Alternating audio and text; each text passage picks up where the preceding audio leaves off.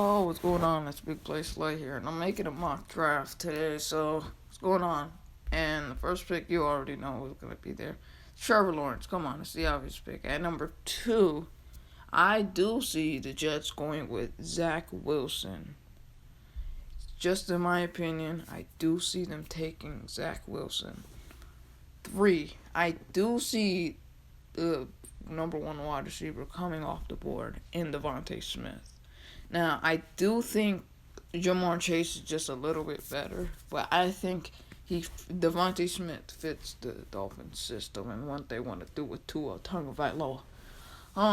Four, I'm gonna go with Justin Field. I know a lot of people are throwing stuff at me already, but I just see Fields going there, and I think the Falcons can toughen him up, mentor him up.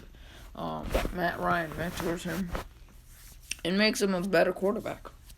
In 2 to 3 years. He has a little wiggle to him, a little juice, a little arm talent. It's kind of like Russell Wilson. At five, I do see the Bengals going with Penei Sewell. In my opinion, he could be easily the best player in this draft. He's just so good. His techniques, his formation, the way he, when defensive edge rushes off the line, he just swats that down already. At six, our Philadelphia Eagles will be taking Jamar Chase, who, in my opinion, is the best receiver in this draft.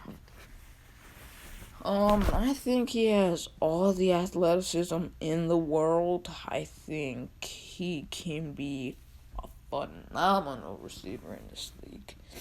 But who knows with Howie Roach, man? The guy doesn't look like he doesn't look at that stat. He's probably gonna take Micah Parsons or something, and I wouldn't mind that. But at six, no way.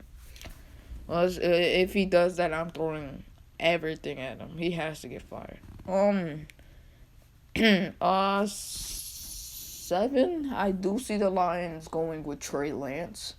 If you told me this a month ago or 2 months ago, I would have probably said they're gonna take a wide receiver, tight end. A wide receiver or linebacker in the top 10 or a cornerback. Yeah, that's not happening. With how much draft capital they have, they're probably gonna go with the quarterback to ensure him some talent. They want to ensure him some talent, give him a couple bags, probably, I guess. Yeah. At eight, I do see the Carolina Panthers snagging Micah Parsons, the best linebacker in this draft, off the board. I do think he's more of an edge rusher than people call him a linebacker. I do think his cover ability on some smaller running backs and wide receivers is a little iffy. It's not there for him right now. I think JOK or Jeremiah, I don't even know how to say his last name, Kamara Owusu or something from Notre Dame, is so much better than every other linebacker at covering guys. But I think Micah Parsons is the best linebacker in this draft, just in my opinion and a lot of other opinions. That's why I do see him going to 8 and making a stud pass rushing duo over there with Ryan Burns and making a linebacking unit over there. At 9, my opinion, the best corner in the in this draft, Caleb Farley. I think he's the better athlete overall when it comes to sheer talent, sheer strength. He can cover a lot of wide receiver. My mistake. He can cover a lot of wide receivers in this draft. He plays a lot of man-to-man coverage. I know obviously they don't like to shadow wide receivers for most of the game in college, but he's pretty good at doing what he does. He did sit out He did opt out last year, so that could raise his values in the stocks just a little bit down. Um, they're gonna try to see what he's still capable of. But that 2019 season was ridiculous. The guy was just a pure shutdown corner in college. He stopped everyone, and he didn't let a singular ACC wide receiver stop him. And that's the ACC, by the way. So it's not a bad conference. It's one of the best conferences in the world. Playing against guys like Trevor Lawrence, playing guys like AJ, what's it called, um, T Higgins, guys like that.